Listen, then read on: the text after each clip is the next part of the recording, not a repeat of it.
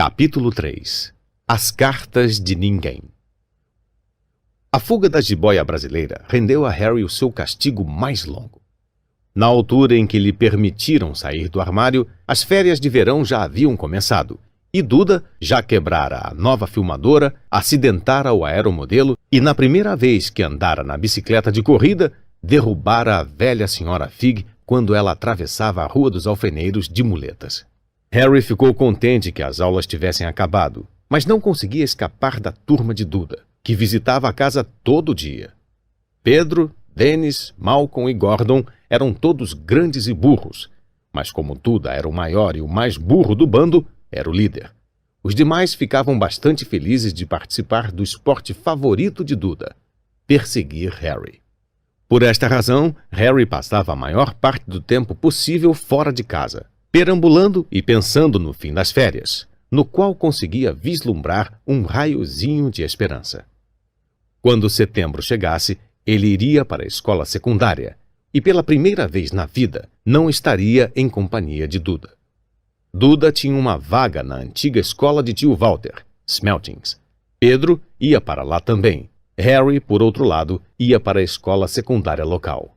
Duda achava muita graça nisso. Eles metem a cabeça dos garotos no vaso sanitário no primeiro dia de escola, contou ele a Harry.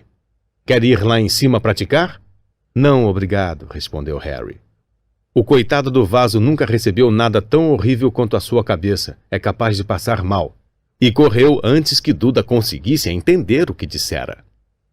Certo dia de julho, tia Petúnia levou Duda a Londres para comprar o uniforme da Smeltings e deixou Harry com a senhora Fig. A senhora Fig não estava tão ruim quanto de costume. Afinal, fraturara a perna porque tropeçara em um dos gatos e não parecia gostar tanto deles quanto antes. Deixou Harry assistir à televisão e lhe deu um pedaço de bolo de chocolate, que pelo gosto parecia ter muitos anos. Naquela noite, Duda desfilou para a família reunida na sala de estar vestindo o uniforme novo da Smeltings. Os alunos da Smeltings usavam casaca marrom avermelhada, calções cor de laranja e chapéus de palha. Carregavam também bengalas nodosas, que usavam para bater uns nos outros quando os professores não estavam olhando. Isto era considerado um bom treinamento para o futuro. Ao contemplar Duda nos calções laranja novos, tio Walter disse com a voz embargada que aquele era o momento de maior orgulho em sua vida. Tia Petúnia rompeu em lágrimas e disse que não podia acreditar que era o seu Dudinha, estava tão bonito e adulto. Harry não confiou no que poderia dizer. Achou que duas de suas costelas talvez já tivessem partido, só com esforço para não rir. Havia um cheiro horrível na cozinha na manhã seguinte, quando Harry entrou para o café da manhã. Parecia vir de uma grande tina de metal dentro da pia. Ele se aproximou para espiar. A tina aparentemente estava cheia de trapos sujos que boiavam em água cinzenta. — O que é isso? Perguntou a tia Petúnia. Os lábios dela se contraíram como costumavam fazer quando ele se atrevia a fazer uma pergunta. — O seu uniforme novo de escola, respondeu. Harry espiou para dentro da tina outra vez. — Ah, comentou, eu não sabia que tinha que ser tão molhado. — Não seja idiota, retorquiu tia Petúnia com rispidez. Estou tingindo de cinzento umas roupas velhas de Duda para você. Vão ficar iguaizinhas às dos outros quando eu terminar. Harry tinha sérias dúvidas, mas achou melhor não discutir. Sentou-se à mesa e tentou pensar na aparência que teria no primeiro dia de aula, como se estivesse usando retalhos de pele de elefante velho, provavelmente. Duda e tio Walter entraram ambos com os narizes franzidos por causa do cheiro do novo uniforme de Harry. Tio Walter abriu o jornal, como sempre fazia, e Duda bateu na mesa com a bengala da Smeltings que ele carregava para todo lado. Ouviram o clique da portinhola para cartas e o som da correspondência caindo no capacho da porta. — Apanhe o correio, Duda, disse tio Walter por trás do jornal. — Mande o Harry apanhar. — Apanhe o correio, Harry. — Mande o Duda apanhar. — Cutuque ele com a bengala da Smeltings, Duda. Harry se esquivou da bengala da Smeltings e foi apanhar o correio.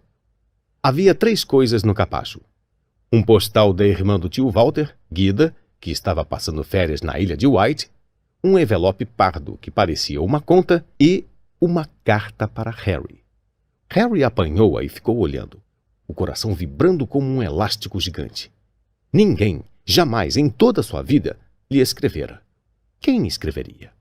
Ele não tinha amigos, nem outros parentes. Não era sócio da biblioteca, de modo que jamais recebera sequer os bilhetes grosseiros pedindo a devolução de livros.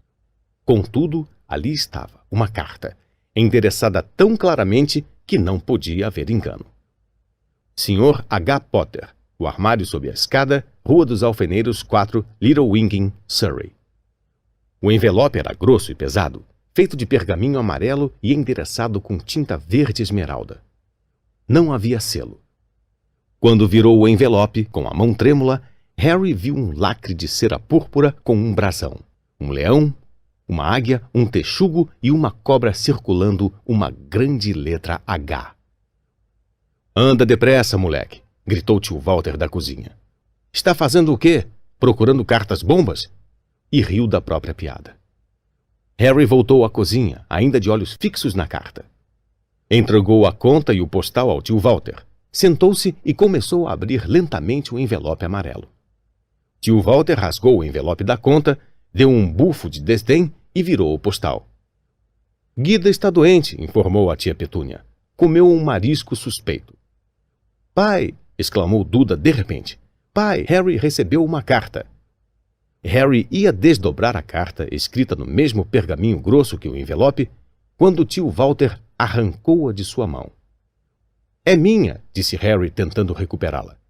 "Quem iria escrever para você?" zombou tio Walter, sacudindo a carta com uma das mãos para desdobrá-la e percorrendo-a com o olhar.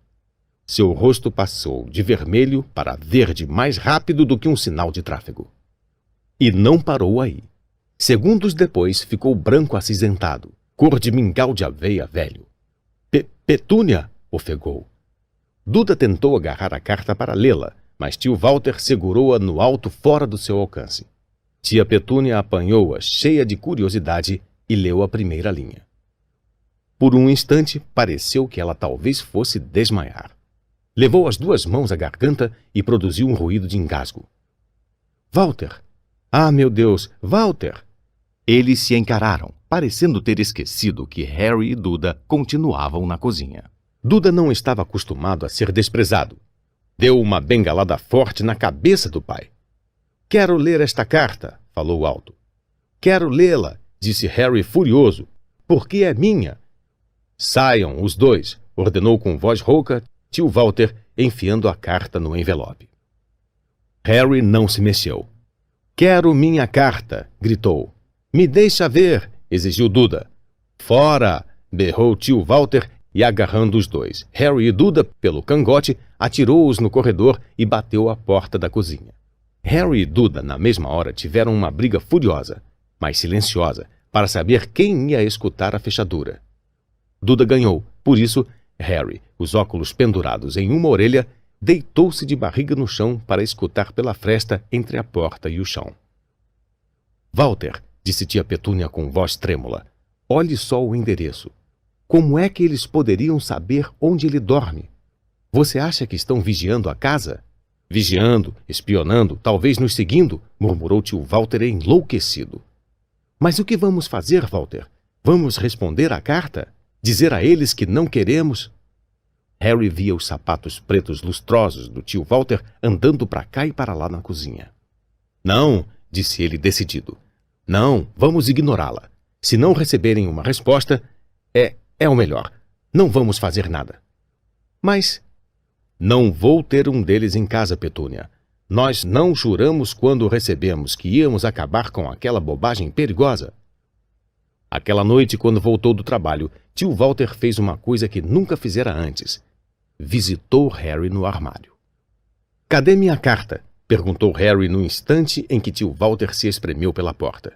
"Quem me escreveu?" "Ninguém. Endereçaram a você por engano", disse tio Walter secamente. "Queimei a carta." "Não foi um engano", retrucou Harry com raiva. "Tinha o endereço do meu armário."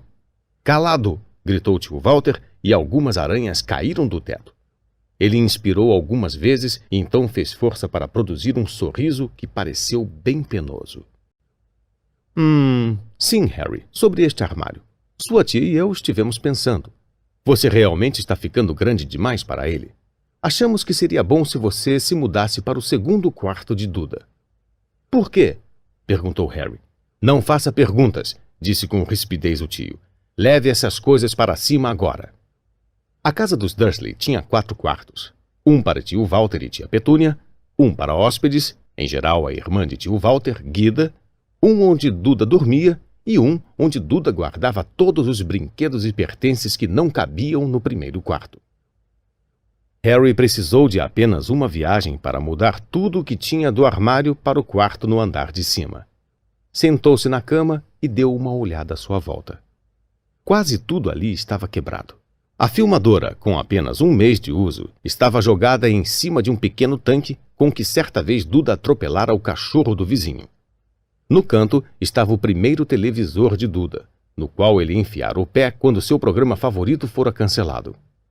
Havia uma grande gaiola de pássaros, antigamente habitada por um papagaio que Duda trocara na escola por uma espingarda de ar de verdade e que estava guardada numa prateleira com a ponta dobrada porque Duda se sentara em cima dela. Outras prateleiras estavam cheias de livros. Eram as únicas coisas no quarto que pareciam nunca ter sido tocadas. Lá de baixo veio o barulho de Duda gritando com a mãe. Eu não quero ele lá. Eu preciso daquele quarto. Mande ele sair. Harry suspirou e se esticou na cama. Ontem ele teria dado qualquer coisa para estar ali. Hoje preferia estar no seu armário com aquela carta do que ali em cima sem ela. Na manhã seguinte, no café, todos estavam muito quietos. Duda estava em estado de choque. Berrara, batera no pai com a bengala, vomitara de propósito, dera pontapés na mãe e atirara a sua tartaruga pelo teto da estufa de plantas e nem assim conseguira o quarto de volta.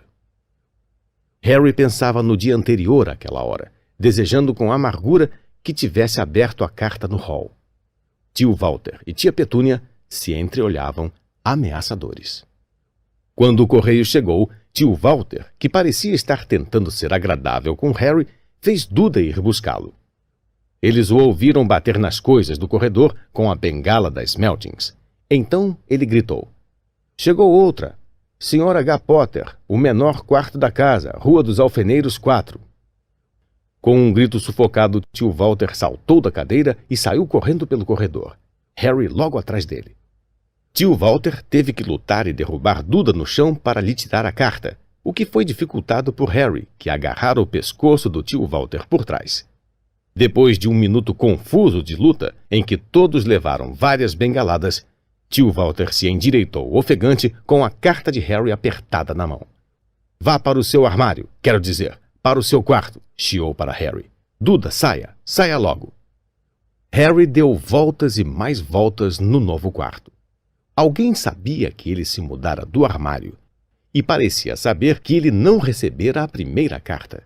Isto significava com certeza que ia tentar outra vez? E desta vez ele tomaria providências para que desse certo. Tinha um plano. O despertador consertado tocou às 6 horas na manhã seguinte. Harry desligou-o depressa e se vestiu em silêncio. Não podia acordar os Dursley. Desceu as escadas sorrateiro sem acender nenhuma luz. Ia esperar pelo carteiro na esquina da Alfeneiros e receber primeiro as cartas endereçadas ao número 4. Seu coração batia com força quando atravessou sem ruído o corredor escuro até a porta da entrada. Arre! Harry deu um salto no ar.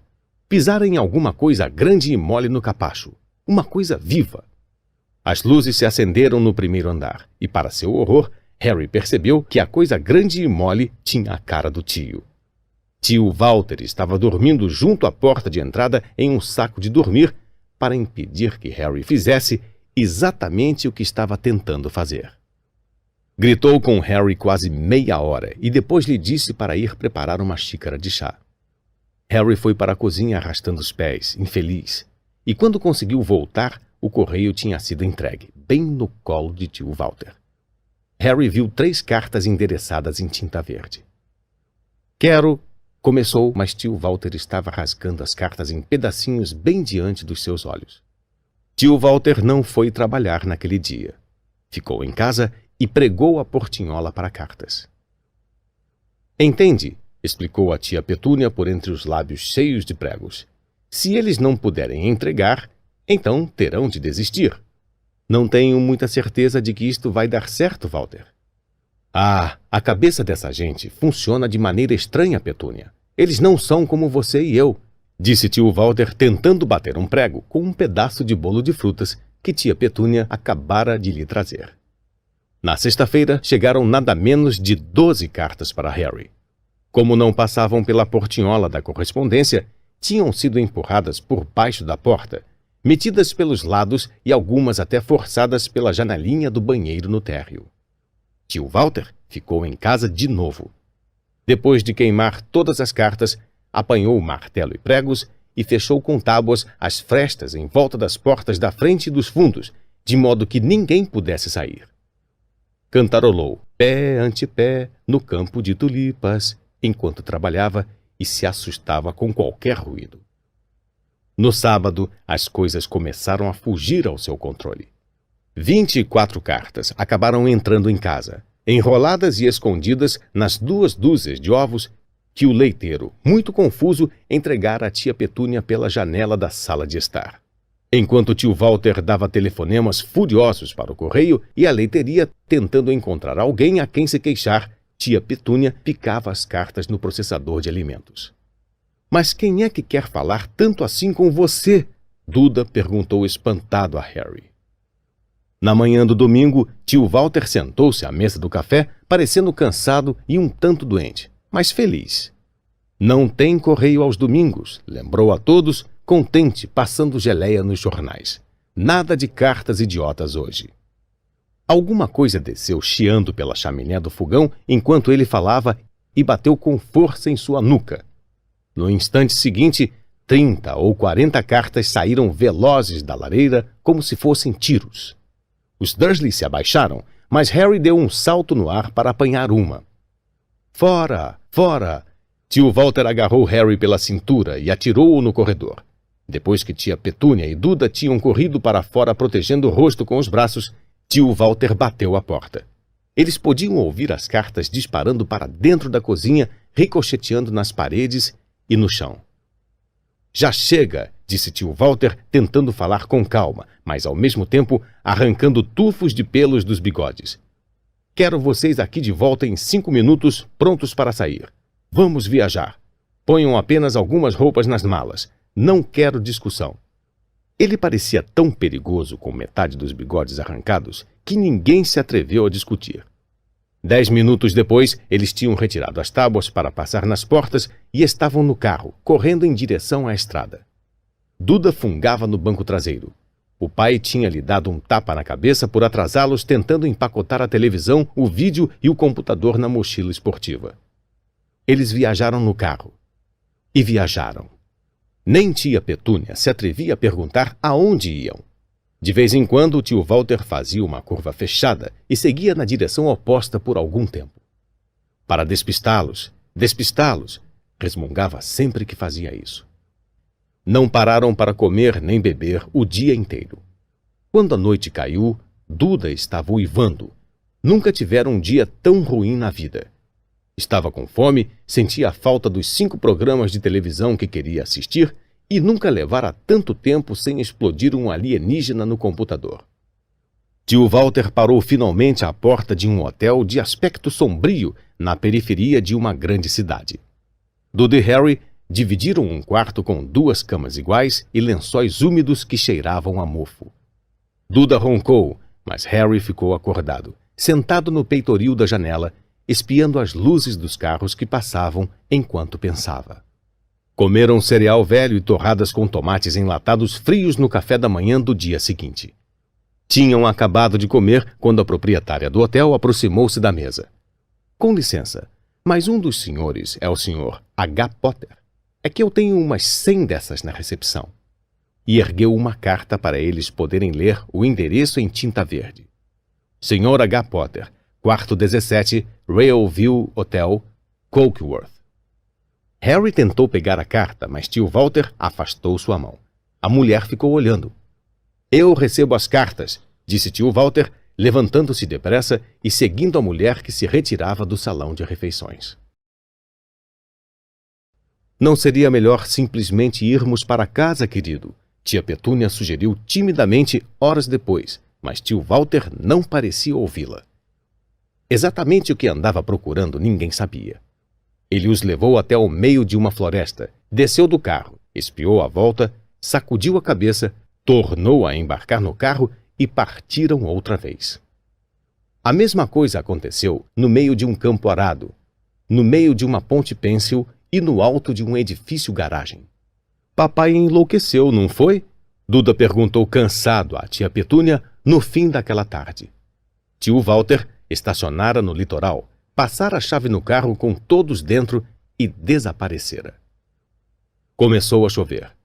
Grandes gotas batiam no teto do carro. Duda choramingou. É segunda-feira, falou a mãe. O grande Humberto vai se apresentar hoje à noite. Quero estar em algum lugar que tenha televisão. Segunda-feira. Isto lembrou a Harry uma coisa. Se era segunda-feira, e em geral podia-se confiar que Duda soubesse os dias da semana por causa da televisão, então o dia seguinte, terça-feira, era o 11º aniversário de Harry. Naturalmente, seus aniversários não eram lá muito divertidos.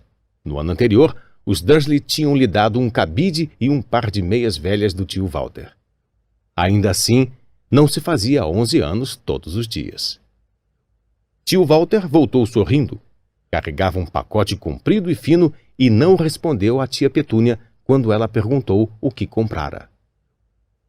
Encontrei o lugar perfeito, falou. Vamos, saiam todos. Fazia muito frio do lado de fora do carro. Tio Walter apontou para o que parecia ser um grande rochedo no meio do mar. Encarrapitado no alto do rochedo havia o casebre mais miserável que se pode imaginar. Uma coisa era certa. Ali não havia televisão.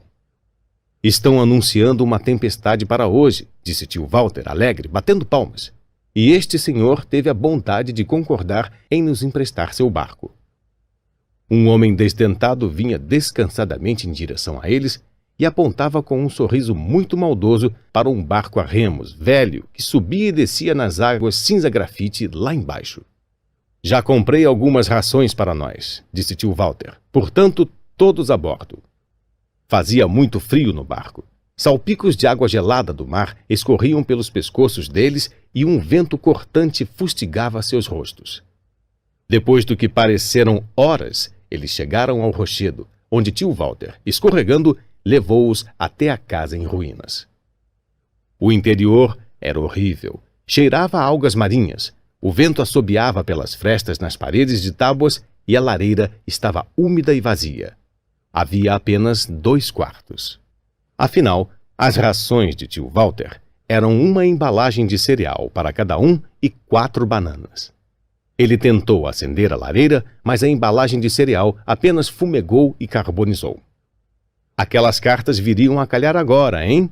Disse ele animado. Estava de muito bom humor. Obviamente, achava que ninguém teria a chance de alcançá-lo ali, durante uma tempestade, para entregar cartas. Harry concordava intimamente, embora este pensamento não o animasse nem um pouco. Quando a noite caiu, a tempestade prometida desabou ao redor deles. A espuma das altas ondas chapinhava nas paredes do casebre e um vento ameaçador sacudia as janelas imundas. Tia Petúnia encontrou uns cobertores mofados no segundo quarto e preparou uma cama para Duda no sofá comido pelas traças. Ela e tio Walter foram se deitar na cama cheia de calombos ao lado e deixaram Harry procurar a parte mais macia do soalho e se enrolar no cobertor mais rasgado e ralo.